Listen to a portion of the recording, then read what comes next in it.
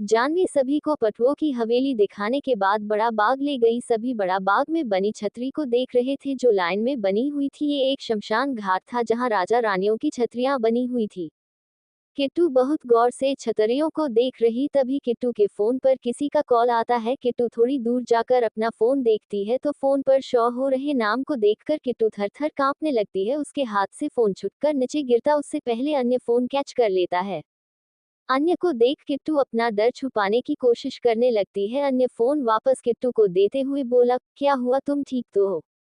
किट्टू हाँ में सर हिलाते हुए बोली, हाँ मैं ठीक हूँ, और अन्य के हाथ से फोन ले लेती है। कॉल कट हो गई। किट्टू मन में बोली, ये मुझे कॉल क्यों कर रहा है? मैं मामा मामी को बताकर आई थी, फिर अब इसे क्या चाहिए? किट्टू मन में सोच रही थी कि तभी दोबारा उसका कॉल बजने लगता है। अन्य थोड़ी दूर खड़ा किट्टू को देख रहा था। किट्टू परेशान दिखाई दे रही थी। किट्टू कांपते हाथों में पकड़ा फोन देखने लगती है जिस पर राका आगे हॉट इमोजी लगा था जो राका ने खुद किट्टू के फोन में सेव किया था। किट्टू को राका से बहुत डर लगता था। वो उसकी तरफ देखती तक नहीं थी। अन्य किट्टू के पास आकर उसके हाथ से फोन लेता है। अन्य को सीमी ने सारी सच्चाई बता रखी थी। अन्य नाम देख समझ जाता है कि हो ना हो कॉल उसी गुंडे का है। अन्य एक नजर किट्टू को देखता है जो घबराई नजरों से फोन देख रही थी। अन्य कॉल उठा स्पीकर पर कर देता है। किट्टू अन्य की और नाम एक गर्दन हिलाती है पर अब कुछ नहीं हो सकता था। अन्य कॉल पिक कर चुका था। सामने से एक गुस्से भरी भारी आवाज आती, तुम किसे पूछकर राजस्थान गई हो? लगता है बहुत हिम्मत बढ़ गई है तुम्हारी। तुम्हें मैंने कहा था ना बिना पूछे कॉलेज के अलावा कहीं नहीं जाओगी तुम। राका की आवाज सुनकर किट्टू डर से कांपने लगती है। किट्टू का गला जैसे चिपक गया हो। उसके मुंह से आवाज नहीं निकल रही थी। अन्य किट्टू को डरते देख उसके कंधे पर हाथ रख पलकें झपकाते हुए उसे बोलने का इशारा करता है। किट्टू की आंखों में आंसू आ गए थे। किट्टू ना में सर हिला देती है। अन्य घिरे से किट्टू के कान में बोला, डरो मत, मैं हूँ तुम्हारे पास, बोलो तुम। सामने से कोई आवाज ना आता सुन राका फिर से बोला, तुझे सुनाई दे रहा है कि नहीं? मैं कुछ पूछ रहा हूँ, फिर तुम बोल क्यों नहीं रही हो? किट्टू डरते हुए सलाइवा गटकते हुए अटकते हुए बोली, वो मैं माँ पापा को बताकर आई थी। माँ ने कहा कि मैं चली जाऊं। राका इस वक्त किट्टू के घर में बैठा था। बड़ी दाढ़ी, काली आंखें, काला रंग, सर पर एक भी बाल नहीं, पेट बाहर निकला हुआ और हाइट 5'5", मुंह में पान। राका दिखने में बहुत गंदा था। ऊपर से गले में ढेर सारी बड़ी बड़ी चैन टंगाए हुए। राका किट्टू की बात सुनकर पान किट्टू के मामा पर थूकते देता है। किट्टू का मामा और मामी दोनों राका के पैरों के पास हाथ जोड़े बैठे थे। किट्टू की मामी झूठ बोलते हुए बोली, किट्टू बेटा तुम झूठ क्यों बोल रही हो? तुमने हमें कब कहा था कि तुम राजस्थान जा रही हो? किट्टू को पता था उसकी मामी ऐसा ही जवाब देगी। किट्टू आंखों में आए आंसू पोंछती है और गहरी सांस लेकर बोली, सॉरी, मैं अपने दोस्तों के साथ आगरा गई थी, मैंने किसी को नहीं बताया था और मैं परसों वापस आ रही हूँ। राका किट्टू की बात सुनकर गुस्से में मामा जी को लात मारता है। मामा जी पीछे की तरफ गिर जाते हैं। मामी उठते हुए बोली, ये आप क्या कर रहे हो? इन्होंने कुछ नहीं किया है। किट्टू आवाज सुनकर समझ जाती है कि राका उसके मामा को मार रहा है। अन्य बड़े गौर से राका और किट्टू की बात सुन रहा था। किट्टू आवाज सुनकर रोते हुए बोली, प्लीज पापा को कुछ मत कीजिए, हम आज ही आ जाएंगे, फिर कभी आपको बिना बताए नहीं जाएंगे। राका किट्टू की आवाज सुनकर हंसते हुए बोला, ये हुई ना समझदारी वाली बात, जितना जल्दी हो सके वापस आओ आज के आज, वरना। किट्टू जल्दी से बोली, नहीं हम आते हैं, आप हमारी पढ़ाई मत रुकवाना प्लीज। राका कॉल कट कर देता है। राका कॉल कट करते ही घुरकर मामा मामी को देखता है, क्या बे शेखर, कितनी बार बताना होगा तुझे कि उस लड़की को कहीं मत जाने दिया करो? फिर ये बात तुम लोगों के भेजे में क्यों नहीं घुसती है? उस लड़की की सबसे ज्यादा कीमत लगी है। मामी हाथ जोड़ते हुए बोली, ये आखिरी बार था, आगे से ऐसी कोई गलती नहीं होगी। राका मामी के चेहरे पर अंगुली फेरते हुए बोला, होनी भी नहीं चाहिए, वरना मंत्री जी कब तुम लोगों को जान से मरवा देंगे, तुम्हें पता भी नहीं चलेगा। मामी जी डरते हुए हाँ में सर हिला देती है। राका अपने दो आदमियों के साथ यहाँ आया था। राका दोनों को हाथ से चलने का इशारा करते हैं। दोनों वहां से चले जाते हैं। मामा राका के जाते ही खड़ा हो जाता है। मामी मामा पर चिल्लाते हुए बोली, मैंने तुम्हें कितनी बार कहा है उस कलमुही नासपीटी लड़की को मत जाने दो कहीं पर, तुम हो कि मेरी बात सुनते नहीं हो? मामा सोफे पर बैठकर सर पकड़ते हुए बोले, अगर मना करते तो उसे हम पर शक हो जाता और वो तुरंत शादी से मना कर देती या फिर घर से भी भाग जाती। हमने हाथ पैर जोड़कर मिन्नत करके उसे शादी के लिए मनाया है, फिर वो मंत्री हमारे बेटे को मार देता और ये घर और वो गांव वाली जमीन सब कुछ उस बूढ़े ने उसके नाम किया है, उसे भी तो हमें अपने नाम कराना है। वही किट्टू कॉल कट होते ही घुटनों के बल वही बैठ जाती है। किट्टू दोनों हाथों से चेहरा ढकते हुए रोने लगती है। किट्टू को ऐसे रोता देख अन्य के दिल में बेतहाशा दर्द होता है। अन्य किट्टू के सामने बैठ उसका चेहरा पकड़ते हुए बोला, किट्टू मेरी तरफ देखो। किट्टू आंसुओं से भीगी पलकों को उठाकर अन्य की तरफ देखती है। अन्य अंगूठे से किट्टू के आंसुओं को साफ करता है। वही वीरा रूम से निकल काशी जी के पास चली जाती है। उनके रूम के बाहर आकर वीरा दरवाजा खटखटाती है। अंदर से काशी जी की आवाज आती है, अंदर आ जाए। वीरा दरवाजा खोल अंदर जाती है। बेड पर काशी जी अपने हाथ में एक पुराना बक्सा लिए बैठी थी। काशी जी वीरा को देख बोली, बहुरानी आइए यहाँ बैठिए, हम आपका ही इंतजार कर रहे थे। वीरा मुस्कुराते हुए हाँ में सर हिला देती है और काशी जी के पास बेड पर उनके बंगल बैठ जाती है। काशी जी उस बक्से से एक साड़ी निकालती है। उस साड़ी पर गोल्डन तारों की कढ़ाई की गई थी। साड़ी हरे रंग की थी। काशी जी वो साड़ी निकाल वीरा के देते हुए बोली, ये लीजिए। वीरा साड़ी को देख वापस काशी जी को देखते हुए बोली, ये पर किस लिए, हमारा मतलब इसकी क्या जरूरत है, आप पहले भी हमें लहंगा दे चुकी है ना काकी सा। काशी जी मुस्कुराते हुए बोली, हाँ हम दे चुके हैं आपको, पर ये हमारी तरफ से नहीं है। वीरा काशी जी की बात सुन नासमझी में उनकी तरफ देखती है। काशी जी मुस्कुराते हुए बोला, ये आपके काका सा लगता की तरफ से है, आपके लिए, वो आपके लिए लेकर आए थे। वीरा साड़ी को देखते हुए बोली, पर काकी सासा इसकी क्या जरूरत थी। काशी जी मुंह बनाते हुए बोली, क्यों नहीं थी जरूरत, अब हमारे कोई बेटा तो है नहीं और शिवेश और वैभव हमारे बेटे जैसे ही है और हम उनकी पत्नी को मुंह दिखाई क्यों नहीं दे सकते भला। वीरा काशी जी बात सुन मुस्कुराते हुए बोली, ऐसी बात है क्या, तो फिर हम साड़ी जरूर रखेंगे अपने पास। आप काकासा को इतनी प्यारी साड़ी हमें देने के लिए धन्यवाद जरूर कहना। वही आशु अपने फोन में उस अननोन नंबर से आए मैसेज को देखती है। उस मैसेज में एक फोटो थी। आशु उसे डाउनलोड करने लगती है। फोटो डाउनलोड हो रही थी तभी वीरा आशु के रूम में आते हुए बोली, क्या कर रही है। आशु तुरंत फोन बंद कर बेड पर रखते हुए बोली, कुछ नहीं, गेम खेल रही थी। वीरा आशु को देख बोली, साथ में कपड़े रख अपने, हमें अभी बाहर जाना है। आशु खड़े होते हुए बोली, बाहर पर क्यों, हम रात को जाने वाले थे ना। वीरा बाहर जाते हुए बोली, जल्दी बाहर आ, हम हॉल में तुम्हारा वेट कर रहे हैं। इतना कहकर वीरा रूम से बाहर निकल जाती है। आशु मुंह बनाते हुए बोली, सही कहते हैं जीजू, सच में नकचड़ी है, अगर बता देती तो क्या जाता इसका हूँ। और कब्र की ओर चली जाती है और जल्दी से कपड़े निकाल उन्हें पिठा बेंग में रखती है और तुरंत बाहर चली आती है। वीरा उसे हॉल में खड़ी मिल जाती है। वीरा ने काशी को बता दिया था कि वो शॉपिंग करने जा रही है तो काशी जी ने उसे मना नहीं किया। वीरा और आशु हवेली से निकल जाते हैं। वीरा ड्राइविंग कर रही थी। उसके फेस बहुत सीरियस था। आशु वीरा को देखते हुए बोली, तू बताएगी हम जा कहाँ रहे हैं। वीरा गाड़ी की स्पीड बढ़ाते हुए बोली, ठाकुर लड़कियों की डील कर चुका है, हमें उन्हें बचाना होगा।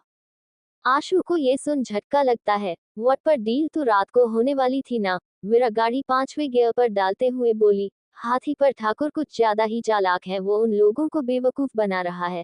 आशु सिर पर हाथ रखते हुए बोली, वाह बेटे की, इस बार सही आदमी से लड़ रहे हैं हम, वरना हमसे कोई मुकाबला करने वाला मिला ही नहीं, साला लड़ाई में मजा ही नहीं आता था। वीरा सुनसान सड़क पर गाड़ी रोकते हुए बोली, नीचे उतर। आशु फिर से हैरान नजरों से वीरा को देखते हुए बोली, पर क्यों। वीरा आशु को आंखें छोटी कर घूरते हुए बोली, दिमाग खराब मत कर, मेरा कपड़े बदलने हैं, मुझे जितना कहा है उतना कर तू। आशु हाँ मैं सरहिला फटाक से नीचे उतर जाती है। वीरा ने अपने कपड़े पहले ही गाड़ी में रख दिए थे। वीरा जल्दी जल्दी अपने कपड़े चेंज करती है और माफिया क्वीन के लुक में आ जाती है। वीरा मास्क लगा बाहर निकल आशु से बोली, जल्दी चेंज कर। आशु हाँ में सरहिला गाड़ी में बैठ जाती है। कुछ देर में आशु भी माफिया वाले गेटअप में जाती है। वीरा गाड़ी से 4 गन निकालती है और कुछ एक्स्ट्रा गोलियां भी। 2 गन आशु अपने पास रख लेती है, 2 वीरा अपने पास रख लेती है। तभी वहां एक बाइक आकर रुकती है। बाइक पर एक 16-17 साल का लड़का था। वो लड़का वीरा को बाइक की चाबी देता है। वीरा बाइक की चाबी आशु की ओर फेंक देती है और खुद हाथों में दस्ताने डालते हुए बोली, गाड़ी को जहां मैंने कहा है वहां पहुंचा देना। वो लड़का हाँ में सर हिला गाड़ी में बैठता है और वहां से चला जाता है। आशु बाइक की चाबी देख मुस्कुराते हुए बोली, वाह मेरी राम प्यारी, आज बड़े दिन बाद मेरे हाथ लगी हो, अब देखना कैसे मैं तुम्हें एरोप्लेन बनाती हूँ। वीरा आशु को देख कोल्ड वॉइस में बोली, अगर राम प्यारी से बातें करना हो गया है तो चले, हम लेट हो रहे हैं। आशु वीरा की बात सुन अपने दांत दिखा देती है जो मास्क के पीछे छिप जाते हैं। आशु बाइक पर बैठ जाती है, उसके पीछे वीरा बैठ जाती है। आशु किक लगा बाइक दौड़ा देती है। बाइक सड़क पर फुल स्पीड में जा रही थी। वही अंकेश चक्रवर्ती मुकेश और सुमित के साथ बैठा था। अंकेश को वहां कुछ गड़बड़ लग रही थी। सभी गार्ड तैनात थे पर ऐसा लग रहा था जैसे उनकी नजर बाहर नहीं उन पर है। अंकेश बहुत देर से देख रहा था, सभी गार्ड उन पर नजर रखे हुए हैं जो थोड़ा अजीब था। वही जानवी का भी पीछा किया जा रहा था। वो लोग जहां जहां जा रहे थे 4 से 5 लोग थे जो उन पर नजर बनाए हुए थे। रोनित उन लोगों को देख लेता है पर सबको सामने वो कुछ कर नहीं सकता था। सभी अब घर जाने लगते हैं क्योंकि दिन ढल रहा था। रोनित सबको जीप में बिठा देता है। जीप रोनित चला रहा था। रोनित के बगल में वैभव बैठा था और बाकी सब पीछे थे। तभी उनके पास एक बाइक गुजरती है। रोनित बाइक देख मन में बोला, ये दोनों कहाँ चली और मुझे बताया तक नहीं। प्लान तो रात का था। वीरा उन सभी को देख लेती है। दोनों ने हेलमेट लगाया हुआ था, कोई उन्हें पहचान नहीं सका। वीरा सबको देख लेती है। तभी उनके पीछे आ रही गाड़ी पर वीरा की नजर जाती है। वीरा आशु के कंधे पर हाथ रख उसे बाइक उस गाड़ी के आगे रोकने को कहती है। आशु बाइक गाड़ी के सामने चला देती है। गाड़ी में वही पांचों आदमी थे। ड्राइविंग कर रहा आदमी सामने फुल स्पीड में आती बाइक को देख बोला, ये कौन गधा बाइक चला रहा है, साले को मरना है क्या जो ऐसे सामने ला रहा है। दूसरा आदमी बाइक देख बोला, साले को मरना होगा तभी ऐसे सामने चला आ रहा है। आशु गाड़ी के सामने आकर एकदम से बाइक की दिशा बदल देती है। बाइक बिल्कुल गाड़ी के साइड में हो जाती है। वीरा एक झटके में ड्राइवर के बाल पकड़ खींच लेती है। ड्राइवर का बैलेंस बिगड़ता है और गाड़ी दूसरी तरफ मुड़ जाती है। ड्राइवर तुरंत ब्रेक लगा देता है। आशु बाइक थाम देती है। वो पांचों आदमी गाड़ी से बाहर निकल जाते हैं। वीरा और आशु दोनों बाइक से निकल जाते हैं। आशु सामने की साइड खड़े हो पैर मोड़कर एक्शन से खड़ी हो बाइक से टैक लगा लेती है और हाथ में बाइक की चाबी घुमाने लगती है। वीरा बाइक की दूसरी साइड खड़ी हो अपने दोनों हाथ बाइक पर टिका आगे की तरफ थोड़ा झुककर उन आदमियों को पैनी नजर से देखने लगती है। वो आदमी गन निकाल उनकी तरफ बढ़ते हुए बोला, कौन हो बे साले तुम और हमारे रास्ते में क्यों आ रहे हो, किसने भेजा है तुम्हें। वीरा आशु की तरफ देखती है। आशु उस आदमी की बात सुनकर बोली, साले गंजे हम तेरे रास्ते में थोड़ी आए हैं, तुम लोग हमारे रास्ते में आए हो तो हमें तो रोकना पड़ेगा ना। वो आदमी लोग आशु की आवाज सुनकर एक दूसरे की ओर देखते हैं। एक आदमी बोला, ये लड़की है। दूसरा आदमी मुस्कुराते हुए बोला, मतलब अब लड़कियां भी लड़ने लगी है और ये हम लोगों से लड़ेगी। वीरा सबको इग्नोर कर वक्त देखते हुए बोली, तेरे पास 10 मिनट है, जल्दी निपटा इन सबको। आशु खुश होते हुए बोली, क्या इस बार तुम नहीं लड़ोगी। वीरा नामे सर हिलाते हुए बोली, तेरा वक्त शुरू हो गया है तो। आशु अपना हेलमेट निकाल बाइक पर रख देती है। हेलमेट निकालते ही उसके रेशमी बाल कंधों पर बिखर जाते हैं। वीरा सबको कुछ दूरी पर जाकर खड़ी हो जाती है और फोन चेक करने लगती है। आशु को देख एक आदमी उसे ऊपर से नीचे तक घूरते हुए बोला, ये मोहतरमा तो हुस्न परी निकली, और अपने आदमियों को देख बोला, मैं जरा इसका पूरा चेहरा देख लेता हूँ फिर हम अपना काम शुरू करेंगे। उस आदमी की बात सुनकर वो चारों आदमी एक गंदी हंसी हंस देते हैं। आशु तिरछी स्माइल कर मन में बोली, हुस्न के पुजारी। वो आदमी आशु के नजदीक आ जाता है। आशु एकटक उस आदमी को घूर रही थी। वो आदमी अपना हाथ बढ़ा आशु का मास्क हटाने को हुआ। आशु तुरंत उस आदमी का हाथ पकड़ मरोड़ते हुए उसकी पीठ से लगा देती है और पीठ पर एक जोरदार लात मारती है। वो आदमी चारों आदमियों के कदमों में जाकर गिरता है। वीरा पीछे से कॉल वॉइस में बोली, ये अच्छा नहीं था और तेज रफ्तार से अपनी स्किल्स का इस्तेमाल कर। आशु पीछे पलट वीरा को देखते हुए बोली, इतने दिन से प्रैक्टिस कहाँ की है हमने, पर अब मौका है। वीरा आईब्रो उचकाते हुए बोली। पीछे से एक आदमी आकर आशु के बाल पकड़ने को हुआ। आशु घूमकर उसकी टांगों पर पैर मारती है और वो आदमी नीचे गिर जाता है। आशु उसके बाल पकड़ उसका फेस ऊपर करती है और उसके गाल पर थप्पड़ों की बरसात कर देती है। बाकी बचे तीनों आदमी एक दूसरे को देखते हैं। एक आदमी बोला, ये मैं क्या देख रहा हूँ भाई, लड़की मार रही है। तभी आशु उसके एकदम करीब आकर उसके कान में बोली, क्यों बे लड़की, क्या खाना पकाना घर संभालने के लिए बनी है। सिर्फ वो आदमी डर से 2 कदम पीछे हो जाता है। दूसरा आदमी आशु पर गन तानते हुए बोला, ए लड़की, बहुत हुआ तेरा तमाशा, अब चुपचाप यहाँ खड़ी रह वरना खोपी उड़ा दूंगा। आशु हाथ ऊपर करते हुए बोली, क्या यार, इस खिलौने को बीच में क्यों ला रहा है, इसकी तो इतना कह आशु एक लात उस आदमी के हाथ पर मारती है। गन उछल कर वीरा के पास जाकर गिरती है। आशु उस आदमी के दोनों हाथ पकड़ उसके पेट पर पांव रख उसके हाथों को जोर से घुमा देती है और उस आदमी में हाथों से हड्डी टूटने की आवाज आती है और वो जोर से चिक पड़ता है। वीरा गन उठा बाकी दोनों आदमियों के माथे के बीचों बीच शूट कर देती है। आशु वीरा को देखते हुए बोली, वो मेरे शिकार थे ना। वीरा गन जमीन पर पड़े आदमी पर तानते हुए बोली, तेरे 10 मिनट पूरे हो गए हैं, इससे ज्यादा वक्त हम यहाँ नहीं लगा सकते। विरा का निशान इतना सटीक था कि विरा गन बिना उस आदमी को देख उस पर तानती है, तिनोके में बिचों बिच गोली जाकर लगती है और पांचों की लाश वही सड़क पर पई होती है। शिवेश और अंश पूरा दिन ऑफिस के काम में बिताते हैं। शिवेश वापस अपने रूम में आता है, उसकी नजरें पूरे रूम में घूमती है पर रूम पूरी तरह खाली था। शिवेश वॉशरूम में जाता है और कुछ देर में फ्रेश होकर बाहर आता है और बेड से अपना फोन उठा नीचे चला जाता है। नीचे सभी अभी अभी आए थे। रोनित सभी को हवेली छोड़कर वापस चला जाता है। सभी हॉल में सोफों पर गिर जाते हैं। जानवी हंसते हुए बोली, क्या हुआ, इतना ही घुमना था क्या? काया हाथ हिलाते हुए बोली, मैं तो बहुत ज्यादा थक गई हूँ, कल मैं नहीं जाने वाली। सीमी काया के कंधे पर सिर रखते हुए बोली, सिम हेयर भाभी, मैं भी नहीं जाने वाली। तभी वहां शिवेश आ जाता है। शिवेश सभी को एक नजर देख बाहर गार्डन की तरफ जाने लगता है। तभी वहां काशी जी आ जाती है। काशी जी शिवेश को देखते हुए बोली, बेटा विरा से बात हुई क्या, वो कब तक वापस आ रही है? शिवेश रुक जाता और काशी जी की ओर देखते हुए बोला, काकी सा विरा तो घर पर ही थी ना? काशी जी शिवेश के पास आते हुए बोली, नहीं बेटा, वो शामपेक के लिए गई है। वैसे आशु भी उनके साथ गई है, पर यहाँ दोनों कुछ ज्यादा जानती नहीं ना, और ना वो ड्राइवर को लेकर गई है। सीमी खड़े होते हुए बोली, क्या दी शॉपिंग पर गई है? ये अजुबा कब हुआ? शिवेश सीमी की बात सुनकर उसे देखते हुए बोला, इसमें अजुबे वाली क्या बात है, हर लड़की शामपेक पर जाती है, तुम्हारी दीका का मन हुआ तो वो भी चली गई। सीमी कुछ बोलती उससे पहले आर्यन बोला, यही तो बात है जीजू, विरादी कभी शामपेक पर गई है, उसके लिए कपड़े अंकेश भाई सीमी या में हम तीनों पंसद करके लाते हैं, और शादी की शामपेक सीमी और आशु दी ने कर दी थी। शिवेश आर्यन की बात सुनकर मन में बोला, कमाल है, ऐसी लड़की पहली बार देखी है जो शामपेक पर नहीं जाती। सीमी और आर्यन का तो ठीक है, पर अंकेश ये विरा के लिए शामपेक भी करता था। शिवेश काशी जी को देखते हुए बोला, आशु गई है ना साथ में काकीसा, और वैसे भी इंटरनेट का जमाना है तो दोनों जीपीएस लगा लेंगे, आप फिक्र मत करें। हो काशी जी हाँ में सर हिला देती है। शिवेश बाहर गार्डन की तरफ चला जाता है। शिवेश अपने फोन में विरा का नंबर देखने लगता है, पर उसके पास विरा का नंबर नहीं था। शिवेश अंश को मैसेज टाइप करता है, विरा का नंबर सेंड कर, और मैसेज अंश को भेज देता है। नहीं, अगर अंश देखेगा तो जरूर कुछ उल्टा सीधा सोचेगा कि मुझे विरा का नंबर क्यों चाहिए, इससे अच्छा तो है मैं इससे नंबर ना लूं। शिवेश तुरंत मैसेज डिलीट कर देता है। वही जसमत ठाकुर इस वक्त अपनी हवेली में बैठा था। उसके पास उसका बेटा बैठा था और सामने सऊदी अरब के शेख तालिद और फहद बैठे थे। शेख तालिद सामने पड़े व्हाइट पाउडर को उठाते हुए बोला, ठाकुर साहब मैं क्या कहती, डग्स असली हैं और मुझे और मियाँ फहद को आपका माल बहुत पसंद आती, हम ये डील करने को तैयार होती। शौर्य जसवंत ठाकुर को देख मुस्कुराता है। जसवंत ठाकुर सामने पड़े होके की घूंट लगाता है और धुएं के छल्ले उड़ाते हुए बोला, तालिद मियाँ, अगर माल पसंद है तो देर किस बात की, मुझे ये डील अभी पूरा करना है। इस पूरे माल के मुझे 100 करोड़ चाहिए, बताए मंजूर है कि नहीं?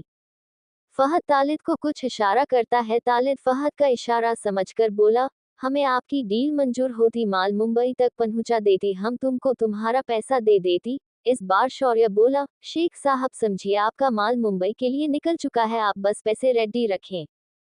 शेख तालिद और फहद खड़े होकर जसवंत ठाकुर से हाथ मिलाते हुए बोला, अच्छा ठाकुर साहब हम चलती, आपको आपका पैसा टाइम पर मिल जाएगा। जसवंत भी खड़ा हो उनसे हाथ मिलाता है। शौर्य भी शेख तालिद और फहद से हाथ मिला चला जाता है। शेख तालिद और फहद दोनों वहां निकल जाते हैं। दोनों के जाते ही जसवंत ठाकुर वापस चेयर पर बैठ होके की कस भरने लगता है। उसके दिमाग में कुछ चल रहा था। वही विरा और आशु इस वक्त 5 कंटेनर ट्रक का पीछा कर रही थी। आशु लास्ट वाले ट्रक के पास थी। आशु बाइक ट्रक के पास ले जाती है। विरा बैलेंस बना आशु के कंधे पकड़ बाइक पर खड़ी हो जाती है। आशु की पूरी नजर सामने बनी हुई थी। आशु बाइक को थोड़ा ट्रक के करीब करती है। विरा तुरंत कंटेनर को पकड़ उस पर चढ़ जाती है। आशु बाइक वापस ट्रक के पीछे करती है। आशु सामने देखती है, विरा कंटेनर के ऊपर की तरफ जा रही थी। कंटेनर के ऊपर जाकर विरा उस पर लेट जाती है और कंटेनर के कान लगा लेती है। विरा कंटेनर के अंदर आवाज सुनने की कोशिश कर रही थी। कुछ देर कोशिश करने के बाद उसे अंदर से कोई आवाज नहीं आती। विरा कंटेनर पर खड़ी हो जाती है। विरा आशु को इशारा कर देती है। विरा के इशारे का मतलब था कि इसके अंदर लड़कियां नहीं है, हमें इस ट्रक का काम तमाम करना होगा। आशु हाँ में सर हिला देती है और एक हाथ से गन निकाल लेती है। आशु बाइक डैंडल पर दोनों पैर टिका देती है और ट्रक के अगले टायर का निशाना बनाती है और गोली चला देती है। विरा ट्रक के अगले सिरे की ओर चली गई थी। गन साइलेंसर थी जिससे कोई आवाज नहीं आती है। ट्रक का टायर पंचर हो जाता है। ड्राइवर के साथ आगे 2 आदमी और थे। ड्राइवर ट्रक रोक देता है। ट्रक को रुकता देख दूसरा बोला, रोका क्यों? ड्राइवर, लगता है ट्रक पंचर हो गया है, सबको रोक लो। दूसरा आदमी हाँ में सर हिला देता है। वो आदमी सभी को फोन कर रोका लेते हैं। आशु भी बाइक को ट्रक के पीछे करते हुए धीमा कर रोक देती है और कंटेनर पर चढ़ बिना आवाज किए वीरा के पास चली जाती है। वीरा आशु को देख बोली, सभी अब ट्रक से निकल कर बाहर आएंगे, तेरे पास 10 मिनट है, ये पता कर कौन से कंटेनर में लड़कियां हैं, तब तक मैं इनको संभालती हूँ। आशु थम्सअप का इशारा कर डन करती है। चारों तरफ धोरे थे, सूरज छिपने वाला था। वीरा ने जैसे कहा वैसे ही हुआ। सभी एक एक कर बाहर निकल आते हैं और पंचर ट्रक के पास आ जाते हैं। सभी गुंडे थे, देखने में नहीं लग रहा था कि सब राजस्थान के हैं। एक गुंडा टायर को देखते हुए बोला, इसे भी अब पंचर होना था, हमें जल्द ही मुंबई पहुंचना ही है। छुटवा खड़ा खड़ा देख क्या रहा है, जा कंटेनर से टायर निकाल। एक आदमी जिसकी हाइट छोटी थी वो आदमी आगे आते हुए बोला, जी साहब अभी लाया। आशु सभी का ध्यान दूसरी तरफ पाकर अगले कंटेनर पर चढ़ जाती है। किसी का ध्यान ऊपर नहीं जाता। वीरा घिरे से सरकते हुए कंटेनर के पीछे आती है। छुटवा गाना गुनगुनाते हुए ट्रक के पीछे आता है। सामने बाइक खड़ा देख वो तुरंत पीछे मुड़ जाता है। वीरा ऊपर से साइलेंसर गन से उसके सर पर गोली चला देती है और छुटवा आगे की तरफ गिर जाता है। उसके गिरने की आवाज सुन सभी सतर्क हो जाते। वो आदमी आशु सीधा अगले कंटेनर पर चली जाती है। किट्टू अपने रूम में बैठी थी, उसके चेहरे पर उदासी थी। किट्टू को चाहे कितना भी दुख क्यों ना हो, उसके चेहरे पर हमेशा एक क्यूट स्माइल रहती थी। किट्टू को अन्य और अपने बीच हुई बातें याद आ रही थी। फ्लैशबैक। अन्य किट्टू का चेहरा अपने हाथों में लेते हुए बोला, मुझे सब पता है तुम्हारे बारे में, ये वही गुंडा था ना। किट्टू नम आंखों से अन्य को देखते हुए हाँ में सर हिला देती है। किट्टू अन्य के हाथ अपनी गालों से हटाते हुए बोली, मुझे घर जाना है वरना वो माँ पापा को चोट पहुंचाएगा। इतना कहकर किट्टू खड़ी हो जाती है। अन्य भी घुटनों के बल बैठा था। किट्टू जाने के लिए कदम उठाती है कि अन्य उसका हाथ पकड़ रोक लेता है। अन्य के हाथ पकड़ने पर किट्टू मासूम लाल आंखों से अन्य को देखती है। अन्य खड़ा होकर बोला, कौन से माँ पापा किट्टू? वो जो तुम्हारे साथ जानवरों की तरह बर्ताव करते हैं। जब से तुम्हारे नाना गए हैं तब से तुम उस घर का पूरा काम करती हो और वो लोग तुम्हें तुम्हारी पढ़ाई तक का पैसा नहीं देते। घर लेट आती हो तो तुम्हारी ब्याज से पिटाई होती है। तुम्हारे माँ पापा दोनों तुम्हें मारते हैं और वो तुम्हारा अयाश भाई जिससे तुम हमेशा छुपती रहती हो क्योंकि वो तुम्हारे साथ रात बिताने की फिराक में है। अन्य के मुंह से इतना कुछ सुनकर किट्टू की आंखें हैरानी साथ बड़ी हो जाती है। किट्टू की आंखों में फिर से नमी आ जाती है। अन्य सही तो कह रहा था, नाना के जाने के बाद उसकी जिंदगी नर्क ही तो बन गई थी। मामा मामी हमेशा उस पर जुल्म करते थे। पूरे घर का खर्चा किट्टू की चलाती थी। किट्टू पढ़ाई में बहुत इंटेलिजेंट थी जिस कारण उसे स्कॉलरशिप मिली थी तो पढ़ाई का खर्च वहां से हो जाता था। मामा मामी के दबाव के कारण किट्टू को कॉलेज के बाद काम भी करना पड़ता, जिसके जितने पैसे आते मामी उन्हें छीन अपने पास रख लेती। सुबह शाम घर का काम फिर कॉलेज जाना, कॉलेज से बाहर जाना जहाँ वो बार टेंडर की जॉब करती थी। किट्टू अन्य को देख बोली, तुम्हें ये सब कैसे पता? अन्य किट्टू के पास आकर उसकी आंखों में देखते हुए बोला, मेरे लिए तुम्हारे बारे में जानना मुश्किल नहीं है, और रही उन मामा मामी की बात तो उन्हें कुछ नहीं होने वाला और तुम कहीं नहीं जा रही हो, हम सब साथ में जाएंगे। किट्टू अपने कदम पीछे लेते हुए बोली, मुझे नहीं रुकना तो प्लीज तुम मेरे रास्ते में मत आओ। अन्य किट्टू का हाथ पकड़ उसे खुद के करीब खींच लेता है और एक हाथ से उसकी कमर पकड़ बोला, एक बार में बात समझ नहीं आती, मैंने कहा ना तुम नहीं जा रही हो। किट्टू को भी अब गुस्सा आ जाता है। किट्टू अन्य को धक्का देकर दूर करते हुए बोली, दोस्त हो तो दोस्त की हद में रहो, मुझे दोबारा हाथ लगाने की कोशिश मत करना, और रही जाने की बात तो आज रात में यहाँ से वापस जाऊंगी। अन्य गुस्से में किट्टू को देखता रहता है। उसे इस वक्त बहुत गुस्सा आ रहा था जिसे वो इग्नोर कर रहा था। गुस्से के चलते वो कहीं किट्टू को हट ना कर दे, इसलिए वो गुस्से में वहां से चला जाता है। किट्टू भी गुस्से में अन्य को घूरती रहती है, फिर खुद को नॉर्मल कर सबके पास चली जाती है। आशु नीचे उतरती है और अपने पास रखे एक कटर को बाहर निकालती है। कंटेनर को लॉक किया गया था। आशु कंटेनर के लॉक पर कटर रखती है और बिना आवाज किए कटर चलने लगता है और कंटेनर का लॉक टूट जाता है। आशु कंटेनर का दरवाजा खोल अंदर देखती है तो अंदर भरा हुआ था। आशु तिरछा मुस्कुराते हुए बोली, वाह बेटे की, मतलब एक के साथ एक फ्री। साले ठाकुर ने साथ में ड्रग्स की भी डील कर ली, पर अब और नहीं, ये आखिरी डील थी तुम्हारी ठाकुर। आशु अगले ट्रक की तरफ जाने लगती है, तभी कोई पीछे से उसके कंधे पर हाथ रखता है। रोनित आशु की बात सुनकर घुरते हुए बोला, ये सब क्या है और तुम दोनों यहाँ क्या कर रही हो, और मुझे बताया क्यों नहीं? आशु आगे जाते हुए बोली, अभी इन सब के लिए वक्त नहीं है। वीरा पीछे उन गुंडों से लड़ रही है, जाकर उनसे निपट, इन सब के बारे में बाद में बात करेंगे। रोनित हाँ में सर हिला पीछे की तरफ चला जाता है। गुंडे पीछे आते हैं तो उन्हें छुटवा की लाश मिलती है। एक गुंडा बोला हमें ट्रैप किया गया है, सभी सतर्क रहो। तभी वीरा कंटेनर से छलांग लगा उनके सामने खड़ी हो जाती है। वीरा उन गुंडों को देख एक शैतानी स्माइल कर देती है। एक गुंडा आगे आते हुए बोला, कौन हो तुम? वीरा कंटेनर के पास खड़ी हो उससे टैग लगा गन को देखते हुए कॉल वॉइस में बोली, तुम्हारी मौत। वो गुंडा ताली बजाकर जोर जोर से हंसते हुए बोला, देखो रे तुम सब, एक लड़की हमारी मौत बनकर आई है। उस गुंडे की बात सुनकर बाकी सब हंस देते हैं। वीरा खाली आंखों से उन सबको देखने लगती है। रोनित उन गुंडों के पीछे आकर खड़ा हो जाता है। वीरा रोनित को देख लेती है। रोनित आशु और वीरा की लोकेशन चेक कर यहाँ आया था। रोनित के पास हमेशा वीरा आशु सीमी आर्यन की लोकेशन रहती थी। वीरा रोनित को देख सीरियस आवाज में बोली, चलो तुम्हारे प्रैक्टिस करने का वक्त हो गया है, शुरू करो। वीरा गुंडे वीरा की बात नहीं समझ पाते। एक गुंडा जो उन सब का हेड था वो सबको देखते हुए बोला, ए जाओ रे पकाओ इसको भी और उन लड़कियों के साथ डाल दो। दो गुंडे अपने हेड की बात सुनकर वीरा की ओर बढ़ जाते हैं। वीरा कोई रिस्पांस नहीं करती, वो वैसे ही खड़ी रहती है। रोनित पीछे खड़े आवाज देते हुए बोला, उनको हाथ लगाने से पहले अपने हाथ के आखिरी बार दर्शन कर लो। पीछे से किसी की आवाज सुनकर वो सब पीछे मुड़कर देखते हैं। रोनित दोनों हाथ पॉकेट में डाले खड़ा था। रोनित सबको देखते हुए फिर से बोला, क्या हुआ, इतने चौंक क्यों रहे हो? आशु अगले कंटेनर को उसी तरह खोलती है। कंटेनर खुलने की आवाज से अंदर बैठी 20 से 22 लड़कियां सिकुड़कर बैठ जाती है। लड़कियों की उम्र 18 से 23 साल के बीच थी। सभी लड़कियों को अच्छे से तैयार किया गया था। कई लड़कियों का तो काजल पसर उनकी गालों पर आ गया था। ये सभी लड़कियां आसपास के गांव की थी। आशु कंटेनर का दरवाजा खोलती है। अंदर बैठी लड़कियां एक दूसरे का हाथ कसकर पकड़ लेती है। सामने लड़कियों को देख आशु के चेहरे पर एक जीत वाली मुस्कान आ जाती है। आशु लड़कियों को घबराते देख बोली।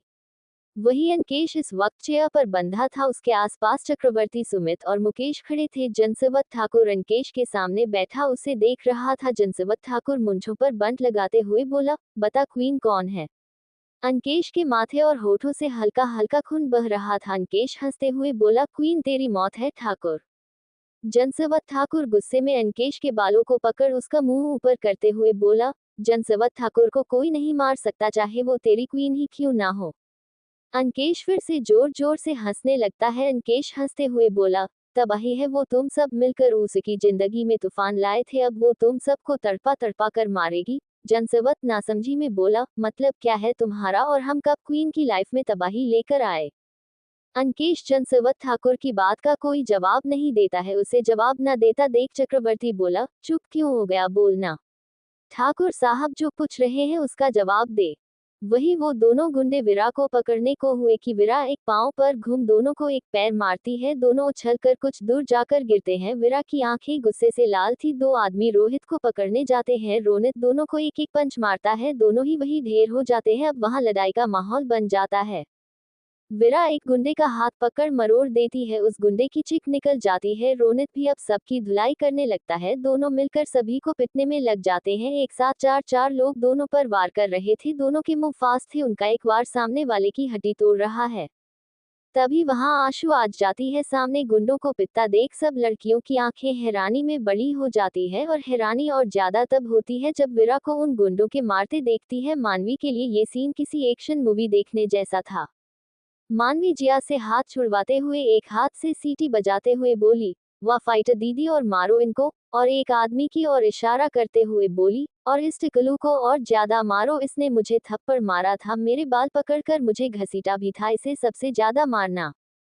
वीरा मानवी की आवाज सुनकर उसकी तरफ देखती है। मानवी का गोल क्यूट चेहरा देख वीरा के फेस पर स्माइल आ जाती है। वीरा कुछ दूर पर सबसे बचते हुए जा रहे आदमी को देखता है। उसके सिर पर गिने चुने बाल थे। वीरा मानवी को देखते हुए बोली, तुम सबके पास मौका है आज अपने साथ हुई बेरहमी का बदला लेने के लिए, तो जाओ पकड़ लो अपने शिकार को। आशु सबकी ओर देखते हुए बोली, जाओ पकड़ लो और इतना मारो कि ये अगले जन्म में भी किसी लड़की को छूने से डरे। सभी लड़कियों को अपने साथ हुई बेरहमी याद आने लगती है। सबकी आंखों के सामने उनको कैद करने के दिन याद आने लगते हैं। उनके परिवार से उनको दूर करना, उनको शराबी रईस जादों के सामने नाचना, उनको मारकर खाना खिलना, किसी को बेचना, सब कुछ। जिया को भी अपने साथ हुई बदसलूकी याद आने लगती है। जिया को जब पकड़ कर लाया गया था तब शौर्य वहां नहीं था। वो कभी कभार हवेली में आता था और उसको जो लड़की पसंद आती उसके साथ वो अपनी रात बिताता था। वही मानवी भी कैद थी। मानवी किसी से कोई बात नहीं करती थी, चुपचाप रहती थी। मानवी को देख जिया को बुरा लगता है। जिया मानवी को कुछ दिन में अपनी दोस्त बना लेती है। मानवी को पता नहीं था उसके साथ क्या होने वाला है। उम्र के हिसाब से उसका दिमाग अभी बच्चों जैसा था। एक दिन शौर्य वहां आ जाता है। मानवी को देख शौर्य तिरछा मुस्कुराते हुए उसके पास जाता है और उसके चेहरे पर अंगुली चलाते हुए बोला, वह क्या माल लाए हो, यह आज रात मेरे बिस्तर पर होनी चाहिए। जिया मानवी से कुछ दूरी पर बैठी थी। जिया का चेहरा झुका था जिस कारण शौर्य उसका चेहरा नहीं देख पाता। जिया मानवी को बचाने के लिए बोली, सर उसकी उम्र देखिए, उसको कुछ मत कीजिए सर प्लीज। शौर्य अपनी नजरें उठा जिया की तरफ देखता है तो उसकी खूबसूरती देख मुस्कुराते हुए बोला, ठीक है फिर तुम्हारी उम्र भी सही है और तुम मेरे बेड पर मुझे ज्यादा वक्त तक झेल भी पाओगी। और एक आदमी को इशारा कर इसको अभी मेरे रूम में लाओ। जिया हैरान रह जाती है। उसे नहीं पता था शौर्य इतनी जल्दी अपना फैसला बदल देगा। वो आदमी जिया को पकड़ उठाते हुए बोला, उठो। जिया नामे गर्दन हिलाते हुए बोली, मैं नहीं जाऊंगी। वो आदमी जिया के बाल पकड़ घसीटते हुए ले जाते हुए बोला, बड़ी दया आ रही थी तुझे, अब भुगत। मानवी जिया को घसीटता देख उस आदमी से जिया को छुड़वाते हुए बोली, अंकल प्लीज जिया दीदी को छोड़ो, उनको दर्द हो रहा है। वो आदमी जिया को धक्का दे देता है। मानवी दीवार से टकरा जाती है और उसके सर पर लगती है। मानवी को देख जिया बोली, मानवी मुझे कुछ नहीं होगा, तुम अपना ध्यान रखो। वो गुंडा जिया को घसीटते हुए शौर्य के कमरे में ले जाता है। शौर्य के कमरे में हर जगह अश्लील फोटो लगी हुई थी। जिया उन्हें देख कसकर अपनी आंखें बंद कर लेती है। उसे आदमी के साथ एक आदमी और आता है। दोनों जिया को बेड पर पटकते हुए उसके हाथ बेड पर बांध देते हैं। जिया गिड़गिड़ाती रहती है पर वो लोग उस पर जरा भी रहम नहीं दिखाते और उसके हाथों को कसकर बांध रूम बंद कर चले जाते हैं। उनके जाते ही वॉशरूम से शौर्य बाहर आता है। उसके बदन पर एक भी कपड़ा नहीं था। शौर्य को देख जिया आंखें कसकर बंद कर लेती है। शौर्य मुस्कुराते हुए बेड पर चढ़ जाता है और जिया के होठों पर अंगुली चलाने लगता है। जिया अपना चेहरा इधर उधर करते हुए बोली, प्लीज छोड़ दीजिए, ऐसा मत कीजिए। शौर्य जिया को चुप करवाते हुए बोला, शश चुप कॉपरेट करो मेरे साथ, मुझे बोलने वाले बिल्कुल पसंद नहीं। इतना कहकर शौर्य दोनों हाथों से जिया का कुर्ता फाड़ देता है। जिया चिल्लाती है तो शौर्य उसकी सलवार भी फाड़कर उसके शरीर से अलग कर देता है और जिया के होठों पर टैप लगा देता है। जिया की आंखों से आंसू बहने लगते हैं। वो शौर्य के सामने बिना कपड़ों के थी। शौर्य जिया की गर्दन पर जोर से बाइट करता है और उसकी ब्रेस्ट को हाथों से जोर जोर से मसलने लगता है। जिया को बहुत दर्द हो रहा था। वो कुछ बोल भी नहीं पा रही थी। उसकी आवाज उसके गले में दब कर रह चुकी थी। शौर्य जिया के साथ हैवानियत की सारी हदें पार कर चुका था। जिया अपने साथ हुई दरिंदगी को याद कर रही थी। तभी आशु उसके कंधे पर हाथ रखते हुए बोली, जो हुआ उसमें तुम कुछ नहीं कर पाए पर अब तुम अपना बदला ले सकती हो। जिया आशु की बात सुन एक तंज भरी हंसा के साथ बोली, जिसने किया वो तो है भी नहीं यहाँ पर, इन सबको को सजा देने का हक बाकी लड़कियों की तरफ देखते हुए इन सब का है। मानवी विरा के पास जाते हुए बोली, फाइटर दीदी क्या आप मुझे फाइटिंग सिखाओगे। विरा वहां से भाग रहे उस आदमी के पांव पर गोली चलाते हुए बोली, क्यों नहीं, अगर तुम चाहती हो तो मैं तुम्हें फाइटिंग जरूर सिखाऊंगी। सभी लड़कियां विरा के गोली चलाने पर डर जाती थी। आशु मानवी का हाथ पकड़ बोली, चलो मैं सिखाती हूँ। आशु मानवी को उस आदमी के पास ले जाती है। वो आदमी जमीन पर पड़ा दर्द में करहा रहा था। आशु उस आदमी को एक हाथ से पकड़ खड़ा करते हुए बोली, कबाब इसके फेस को देखो और सोचो कि ये एक पंचिंग बैग है और तुम उस पर पंच मारने की प्रैक्टिस कर रही हो। मानवी आशु जैसा कहती है वैसा करती है और अपने हाथ का एक एक पंच बना उस आदमी के चेहरे पर मार देती है। उस आदमी का चेहरा नहीं हिलता। आशु मानवी को देख मुंह बनाते हुए बोली, और जोर से मारो, इसे तो कुछ महसूस नहीं हुआ। मानवी इस बार पूरा ना जोर लगा उसको मारती है। आशु ऐसे कई बार मानवी से उस आदमी को पंच मरवाती है। वो आदमी कुछ बोलता उससे पहले आशु मानवी का हाथ पकड़ एक जोरदार पंच उस आदमी के चेहरे पर मारती है। उस आदमी का चेहरा एक तरफ झुक जाता है। मानवी ताली बजाते हुए उछलने लगती है। आशु को मानवी को देख उस आदमी को बाकी लड़कियों के बीच फेंक देती है। सब एक साथ उस आदमी को मारने लगती है। कुछ देर तक उस आदमी की आवाज आती है और फिर उसकी आवाज आना बंद हो जाती है। वो बेहोश हो जाता है। विरा रोनित के पास जाकर बोली, इन सबको इनके इनके घर पहुंचा दो और सबको ठिकाने लगा देना। रोनित हमें सर हिला देता है। विरा आशु को देखते हुए बोली, अभी हमें और कहीं भी जाना है तो चले। आशु हाँ में सर हिला देती है और मानवी के सर पर हाथ फेर बोली, भैया आप सबको अपने घर पहुंचा देंगे, अपना ख्याल रखना। मानवी आशु के गले लगते हुए बोली। आप मुझसे मिलने आओगे? आशु मुस्कुराते हुए उससे अलग होते हुए बोली, हाँ जरूर, अब आप जाओ। मानवी बाकी लड़कियों के साथ रोनित के पीछे चली जाती है। जिया वही खड़ी रहती है। विरा आशु जिया को देख बोली, तुम क्यों नहीं गई, घर नहीं जाना क्या?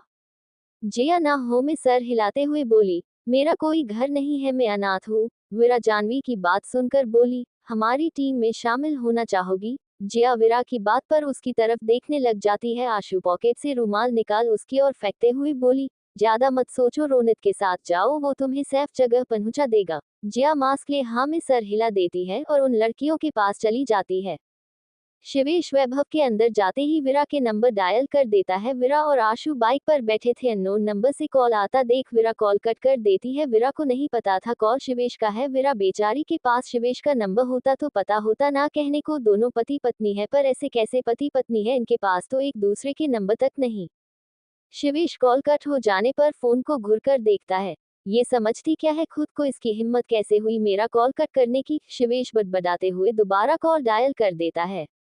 आशु बाइक स्टार्ट करती उससे पहले विरा का कॉल फिर से बज उठता है। आशु पीछे मुड़ विरा को देख बोली, देख लो कहीं घर से ना हो। विरा हमें सर हिला इस बार कॉल उठा लेती है। उठाते ही सामने से शिवेश की गुस्से भरी आवाज आती है, कहाँ हो और मेरा कॉल क्यों नहीं उठा रही तुम? आवाज कानों में पड़ते ही विरा समझ जाती है कॉल शिवेश का है। विरा बोली, मुझे नहीं पता था ये नंबर तुम्हारा है। शिवेश मुंह बनाते हुए बोला, कैसी पत्नी हो यार तुम, तुम्हारे पास तुम्हारे पति का नंबर तक नहीं है। विरा आशु को देखती है जो उसकी बातें सुनने की कोशिश कर रही थी। विरा आशु को आंखें दिखाते हुए बोली, जैसी भी हूँ ना, और तुम बदल नहीं सकते। अब अगर कुछ इम्पोर्टेंट नहीं है तो मैं कॉल रख रही हूँ, इन फालतू बातों के लिए टाइम नहीं है मेरे पास। शिवेश विरा की रूड आवाज सुनकर उसी तरह बोला, मेरे पास भी कोई टाइम की बरसात नहीं हो रही है। काकीसा ने कहा कि तुम कब आ रही हो पूछूं तब तुम्हें कॉल किया है, वरना कभी नहीं करता। विरा शिवेश की बात सुनकर बोली, काकीसा से कहिएगा कि हम लेट हो जाएंगे, हम रोनित और अंकेश के साथ मूवी देखने वाले हैं और खाना वही खाकर आने वाले हैं, तो हमारा इंतजार ना करे। विरा की बात सुनकर शिवेश गुस्से में मुट्ठी कस लेता है। शिवेश को विरा पर गुस्सा आ रहा था, पर इसका कारण उसे पता नहीं था। क्या उसे जलन हो रही है? नहीं नहीं, जलन कैसे हो सकती है, वो तो विरा से प्यार ही नहीं करता, फिर उसे गुस्सा क्यों आ रहा है? शिवेश का कोई जवाब ना सुनकर विरा कॉल देखती है जो अब भी चल रहा था। विरा दोबारा बोली, क्या तुम कॉल पर हो? मेरी बात सुनी तुमने? विरा की आवाज सुनकर शिवेश अपने ख्यालों से बाहर आता है और रूड आवाज में बोला, हाँ सुना, कह दूंगा जब मन हो तब आना, पर मेरे रूम में मत आना, समझी? विरा अब शिवेश से कोई बहस नहीं करना चाहती थी, इसलिए विरा जल्दी से बोली, ठीक है नहीं आगी। इतना कहकर विरा कॉल कट कर देती है। आशु विरा को दांत दिखाते हुए बोली, क्या कहा जीजू ने? क्या वो तुम्हें मिस कर रहे हैं? पर तुमने ये क्यों कहा कि तू नहीं आएगी? कहा नहीं जाएगी? क्या जीजू ने तुम्हारे लिए कोई सरप्राइज प्लान किया है? अगर ऐसा है ना मिले तो मुझे लगता है तुम्हें जाना चाहिए। उनका सरप्राइज ऐसे वेस्ट थोड़ी जाने दे सकती है। आशु अपनी बकबक में विरा की तरफ देखना भूल गई थी। विरा गुस्से में आशु को घूर रही थी। आशु आगे कुछ बोलती उससे पहले विरा बोली, अगर एक शब्द तूने और बोला ना तो आगे कुछ बोलने के लायक नहीं बचोगी। आशु विरा की धमकी सुन डरते हुए उसकी तरफ देखती है। विरा की नीली आंखें गुस्से में ब्लड शॉट की तरह लाल हो गई थी। विरा की आंखें काली है, पर विरा जब भी क्वीन बनती है तब आंखों पर ब्लू लेंस लगा लेती है। आशु विरा को देख तुरंत आगे देखने लग जाती है। आशु हेलमेट लगा तुरंत बाइक स्टार्ट कर देती है। विरा को ने हेलमेट एक हाथ में पकड़ रखी थी। विरा हेलमेट लगा लेती है। आशु तुरंत बाइक सड़कों पर दौड़ा देती है। विरा आशु को लोकेशन बता रही थी। दोनों फुल स्पीड में अंधेरे को चिरते हुए आगे बढ़ती जा रही थी। वही विरा के कॉल कट कर देने पर शिवेश गुस्से में पैर पटकता हुआ गार्डन में टहलते हुए खुद से बोला, समझती क्या है खुद को, ऐसे कैसे मेरा कॉल कट कर सकती है? और अपने दोस्तों के साथ मूवी देखने गई है, मुझे बता देती तो क्या मैं नहीं जाता? एक मिनट, तुझे क्या वो किसी के साथ भी जाए, कहीं भी जाए, तुझे इतनी प्रॉब्लम क्यों हो रही है? शिवेश खुद की बातों का जवाब खुद ही देते हुए बोला, मुझे कहाँ प्रॉब्लम हो रही है, मैं तो बस ऐसे ही सोच रहा था, मुझे उसके बारे में सोचना ही नहीं चाहते, वो इसके लायक ही है, हूँ नकचरी चुड़ैल कहीं की। फ्लैशबैक। जसवंत ठाकुर ने सीसीटीवी कैमरा में उस आदमी को अंकेश को फोन पकड़ाते हुए देख लिया था, इसलिए जसवंत ठाकुर डील कर पुरानी हवेली के लिए चला आता है। चक्रवर्ती अंकेश को जसवंत ठाकुर से मिलाता है। जसवंत ठाकुर अंकेश को देख तिरछा मुस्कुराते हुए बोला, चक्रवर्ती तेरा आदमी अगर फ्रॉड हुआ तो जसवंत की बात सुन अंकेश उसे शक भरी नजरों से देखते हुए मन में बोला, कहीं इसे मेरे बारे में पता तो नहीं चल गया है।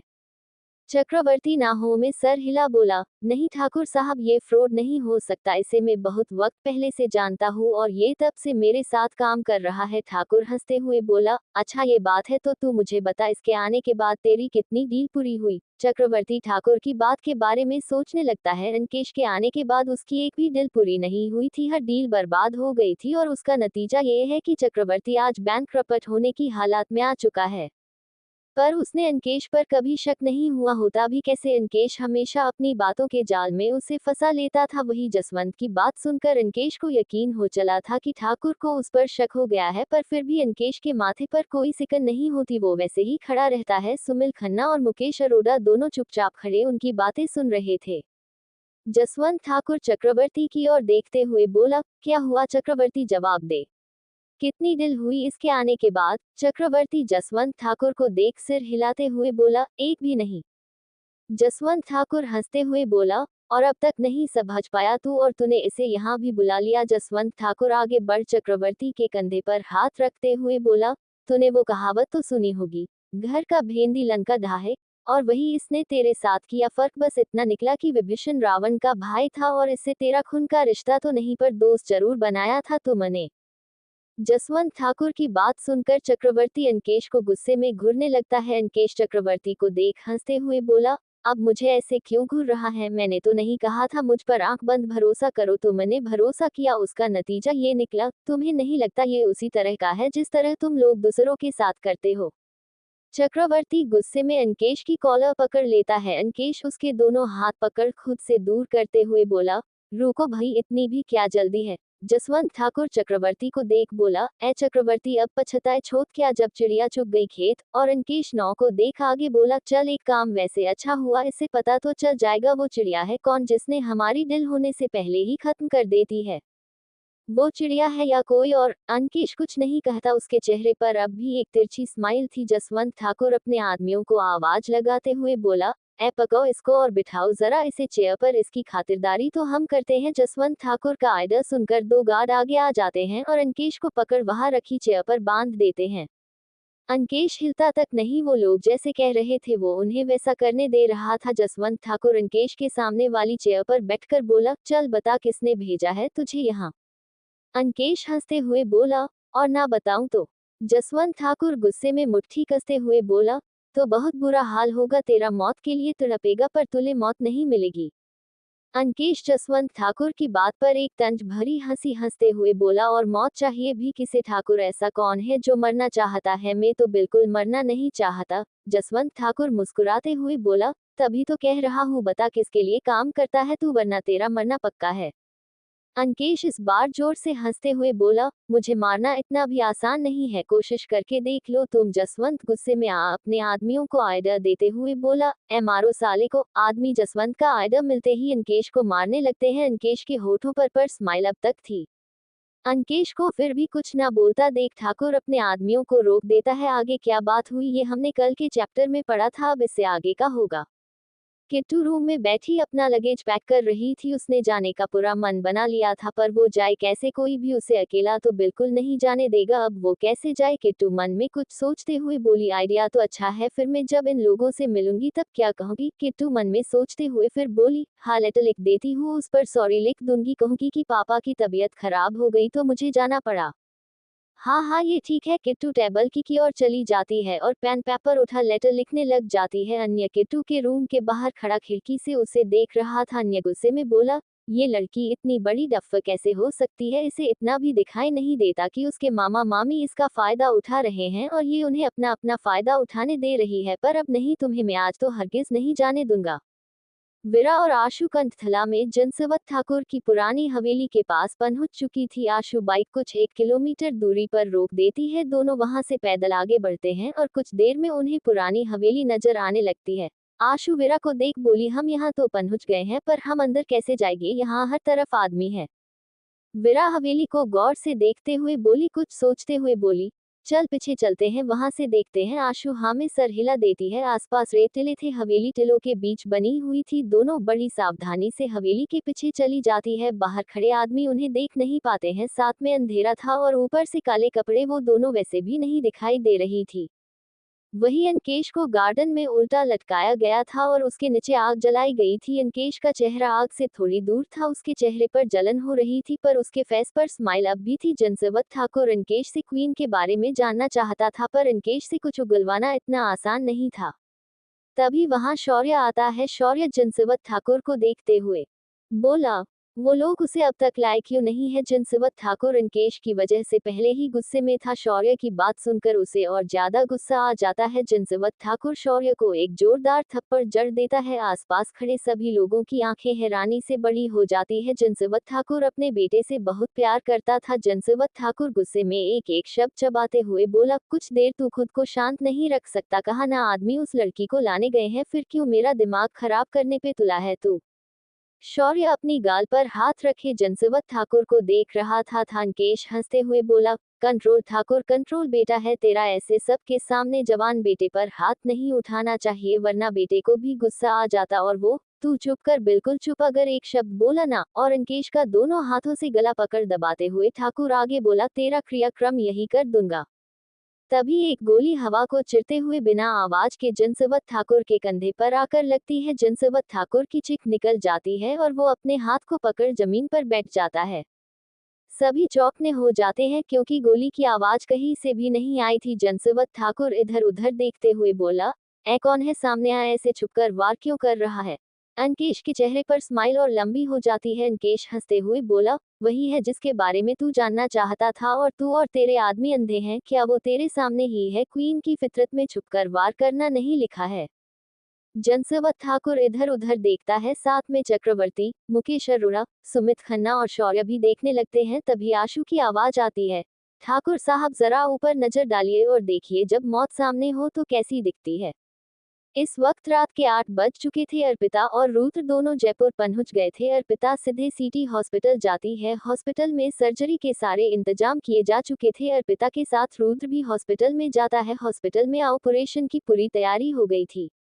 अर्पिता रुद्र को देख बोली, आप होटल चले जाए। रुद्र, मुझे यहाँ पर टाइम लगने वाला है। रुद्र, नहीं, में सिर हिलाते हुए बोला, कोई बात नहीं, मैं आपका वेट कर लूंगा, हम साथ में होटल चले गए। अर्पिता रुद्र को कुछ कहने का हुई को तभी वहाँ 2 डॉक्टर आ जाते हैं। एक डॉक्टर अर्पिता की तरफ हाथ बढ़ाते हुए बोला, हाय डॉक्टर, हमें आपका ही इंतजार था। अर्पिता उस आदमी की बात सुन पीछे पलटती है। सामने खड़े आदमी को देख उसकी आंखें छोटी हो जाती है। सामने डॉक्टर शेखर और डॉक्टर रोहन थे। डॉक्टर रोहन इस हॉस्पिटल का इंचार्जमैन था। अर्पिता शेखर को इग्नोर कर रोहन से हाथ मिलाते हुए बोली, हाय मिस्टर रोहन, अच्छा हुआ आप यही हमें मिल गए। क्या उड़ती रेड्डी है?